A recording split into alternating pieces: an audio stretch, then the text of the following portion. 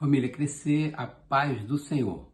Continuando a nossa leitura bíblica, Gênesis capítulo 37. Jacó habitou na terra de Canaã, onde seu pai tinha vivido como estrangeiro. Esta é a história da família de Jacó. Quando José tinha 17 anos, pastoreava os rebanhos com os seus irmãos. Ajudava os filhos de Bila e os filhos de Zilpa, mulheres de seu pai, e contava ao pai a má fama deles. Ora, Israel gostava mais de José do que de qualquer outro filho, porque lhe havia nascido em sua velhice. Por isso mandou fazer para ele uma túnica longa. Quando os seus irmãos viram que o pai gostava mais dele do que de qualquer outro filho, odiaram-no e não conseguiam falar com ele amigavelmente. Certa vez José teve um sonho e quando contou a seus irmãos, eles passaram a odiá-lo ainda mais. Ouça o sonho que tive, disse-lhes. Estávamos amarrando os feixes de trigo no campo, quando meu feixe se levantou e ficou em pé, e os seus feixes se ajuntaram ao redor do meu e se curvaram diante dele. Seus irmãos lhe disseram, então você vai reinar sobre nós? Quer dizer que você vai nos governar? E o odiaram ainda mais por causa do sonho e do que tinha dito. Depois teve outro sonho, contou aos seus irmãos. Tive outro sonho, e desta vez o sol, a lua e 11 estrelas se curvavam diante de mim. Quando contou ao pai e aos irmãos, o pai o repreendeu e lhe disse, que sonho foi esse que você teve? Será que eu e sua mãe e seus irmãos viremos a nos curvar até o chão diante de você? Assim seus irmãos tiveram ciúmes dele. O pai, no entanto, refletia naquilo. Os irmãos de José tinham ido cuidar dos rebanhos do pai perto de Siquém. E Israel disse a José, como você sabe, seus irmãos estão apacentando os rebanhos perto de Siquém. Quero que você vá até lá. Sim, senhor, respondeu ele. Disse-lhe o pai, vá ver se está tudo bem com os seus irmãos e com os rebanhos, e traga-me notícias. Jacó o enviou quando estava no vale de Hebrom. Mas José se perdeu quando se aproximava de Siquém. Um homem o encontrou vagueando pelos campos e lhe perguntou, que é que você está procurando? Ele respondeu, procuro meus irmãos. Pode me dizer onde estão apacentando os rebanhos? Respondeu o homem, eles já partiram daqui. Eu os ouvi dizer, vamos para Dotã. Assim José foi em busca dos seus irmãos e os encontrou perto de Dotã. Mas eles o viram de longe e antes que chegasse, planejaram matá-lo. Lá vem aquele sonhador, diziam uns aos outros. É agora, vamos matá-lo e jogá-lo num destes poços. E diremos que um animal selvagem o devorou. Veremos então o que será dos seus sonhos. Quando Rúben ouviu isso, tentou livrá-lo das mãos deles, dizendo, não lhe tiremos a vida. E acrescentou, não derramem sangue, joguem-no naquele poço, no deserto, mas não toquem nele. Rúben propôs isso com a intenção de livrá-lo e levá-lo de volta ao pai. Chegando José, seus irmãos lhe arrancaram a túnica longa, agarraram-no e jogaram no poço que estava vazio e sem água. Ao se assentarem para comer, viram ao longe uma caravana de ismaelitas que vinha de Gileade. Seus camelos estavam carregados de especiarias, bálsamo e mirra, que eles levavam para o Egito. Judá disse então aos seus irmãos, que ganharemos se matarmos o nosso irmão e escondermos o seu sangue? Vamos vendê-lo aos ismaelitas? Não tocaremos nele, afinal é nosso irmão, é nosso próprio sangue. E seus irmãos concordaram. Quando os mercadores ismaelitas de Midian se aproximaram, seus irmãos tiraram José do poço e o venderam por 20 peças de prata aos ismaelitas que o levaram para o Egito. Quando Rúben voltou ao poço e viu que José não estava lá, rasgou suas vestes e, voltando a seus irmãos, disse, o jovem não está lá, para onde irei agora? Então eles mataram um bode, mergulharam no sangue a túnica de José e a mandaram ao pai com este recado, achamos isto, veja se é a túnica de teu filho. Ele a reconheceu e disse, é a túnica de meu filho. um animal selvagem o devorou. José foi despedaçado. Então Jacó rasgou suas vestes, vestiu-se de pano de saco e chorou muitos dias por seu filho. Todos os seus filhos e filhas vieram consolá-lo, mas ele recusou ser consolado, dizendo: Não, chorando descerei à sepultura para junto de meu filho. E continuou a chorar por ele. Nesse meio tempo, no Egito, os midianitas venderam José a Potifar, oficial do faraó e capitão da guarda. Capítulo 38. Por essa época, Judá deixou seus irmãos e passou a viver na casa de um homem de Adulão, chamado Ira. Ali Judá encontrou a filha de um cananeu chamado Sua e casou-se com ela. Ele a possuiu, ela engravidou e deu à luz um filho, a qual ele deu o nome de Er. Tornou a engravidar, teve um filho e deu-lhe o nome de Onã. Quando estava em Quezibe, ela teve ainda outro filho e chamou-o Selá.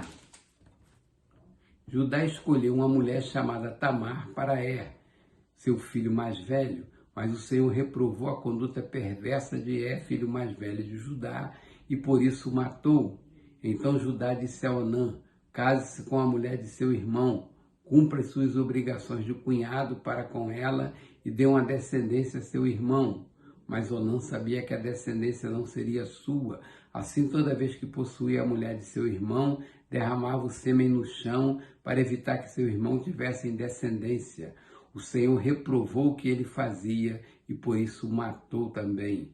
Disse então Judá a sua nora Tamar: more como viúva na casa de seu pai até que o meu filho Selá cresça, porque temia que ele viesse a morrer como seus irmãos. Assim Tamar foi morar na casa do pai. Tempos depois morreu a mulher de Judá, filha de Sua. Passado o luto, Judá foi ver os tosqueadores do seu rebanho em Tina, com seu amigo Ira, o adulamita. Quando foi dita a Tamar: seu sogro está a caminho de Tímina para tosquear suas ovelhas, ela trocou suas roupas de viúva, cobriu-se com um véu para se disfarçar e foi sentar-se à entrada de Enaim, que fica no caminho de Tímina. Ela fez isso porque viu que, embora Selá já fosse crescido, ela não lhe tinha sido dada em casamento. Quando a viu, Judá pensou que fosse uma prostituta, porque ela havia encoberto o rosto. Não sabendo que era sua nora, dirigiu-se a ela à beira da estrada e disse: venha cá, quero deitar-me com você. Ela lhe perguntou: o que você me dará para deitar-se comigo? Disse ele: eu lhe mandarei um cabritinho do meu rebanho. E ela perguntou: você me deixará alguma coisa como garantia até que o mande? Disse Judá: que garantia devo dar-lhe? Respondeu ela: o seu selo com o cordão, o cajado que você tem na mão. Ele os entregou e a possuiu, e Tamar engravidou dele. Ela se foi, tirou o véu e tornou a vestir roupas de viúva. Judá mandou o cabritinho por meio do seu amigo Adulamita, a fim de reaver da mulher sua garantia, mas ele não a encontrou. E perguntou ao homem do lugar: onde está a prostituta cultual que costumava ficar à beira do caminho de Enaim? Eles responderam: aqui não há nenhuma prostituta cultual. Assim ele voltou a Judá e disse: não a encontrei. Além disso, os homens do lugar disseram que lá não há nenhuma prostituta cultual. Disse Judá: fique ela com o que lhe dei. Não quero que nos tornemos objeto de zombaria. Afinal de contas, mandei a ela esse cabritinho, mas você não a encontrou. Cerca de 3 meses mais tarde, dissera Judá: sua nora Tamar prostituiu-se, na sua prostituição ficou grávida. Disse Judá: tragam-na para fora e queimem-na viva. Quando ela estava sendo levada para fora, mandou o seguinte recado ao sogro: estou grávida do homem que é dono destas coisas. E acrescentou: veja se o Senhor reconhece a quem pertence este selo, este cordão e este cajado. Judá os reconheceu e disse: ela é mais justa do que eu, pois eu devia ter-lhe entregue o meu filho Selá e não voltou a ter relações com ela. Quando lhe chegou a época de dar à luz, havia gêmeos em seu ventre. Enquanto ela dava à luz, um deles pôs a mão para fora. Então a parteira pegou um fio vermelho e amarrou o pulso do menino, dizendo: este saiu primeiro. Mas quando ele recolheu a mão, seu irmão saiu. E ela disse: então você conseguiu uma brecha para sair. E deu-lhe o nome de Pérez. Depois saiu seu irmão, que estava com um fio vermelho no pulso, e foi-lhe dado o nome de Zera. Capítulo 39. José havia sido levado para o Egito, onde o egípcio Potifar, oficial de Faraó e capitão da guarda, comprou dos ismaelitas que o tinham levado para lá. O Senhor estava com José, de modo que este prosperou e passou a morar na casa de seu senhor egípcio. Quando este percebeu que o Senhor estava com ele, que o fazia prosperar em tudo o que realizava, agradou-se de José e tornou o administrador de seus bens. Potifar deixou a seus cuidados a sua casa e lhe confiou tudo que possuía, desde que o deixou cuidando da sua casa e de todos os seus bens. O Senhor abençoou a casa do egípcio por causa de José. A bênção do Senhor estava sobre tudo que Potifar possuía, tanto em casa como no campo. Assim deixou ele aos cuidados de José tudo que tinha, e não se preocupava com coisa alguma, exceto com sua própria comida. José era atraente e de boa aparência, e depois de certo tempo a mulher de seu senhor começou a cobiçá-lo e o convidou: venha, deite-se comigo. Mas ele se recusou. Ele disse: meu senhor não se preocupa com coisa alguma de sua casa, e tudo que tem deixou os meus cuidados. Ninguém desta casa está acima de mim. Ele não me negou, a não ser a senhora, porque é mulher dele. Como poderia eu então cometer algo tão perverso e pecar contra Deus? Assim, embora ele insistisse com José dia após dia, ele se recusava a deitar-se com ela e evitava ficar perto dela. Um dia ele entrou na casa para fazer suas tarefas e nenhum dos empregados ali se encontrava. Ela o agarrou pelo manto e voltou a convidá-lo: vamos, deite-se comigo. Mas ele fugiu da casa, deixando o manto na mão dela. Quando ela viu que, ao fugir, ele tinha deixado o manto em sua mão, chamou os empregados e lhes disse: vejam, este hebreu nos foi trazido para nos insultar. Ele entrou aqui e tentou abusar de mim, mas eu gritei. Quando me ouviu gritar por socorro, largou seu manto ao meu lado e fugiu da casa. Ela conservou o manto consigo até que o senhor de José chegasse à casa. Então repetiu-lhe a história: aquele escravo hebreu que você nos trouxe aproximou-se de mim para me insultar.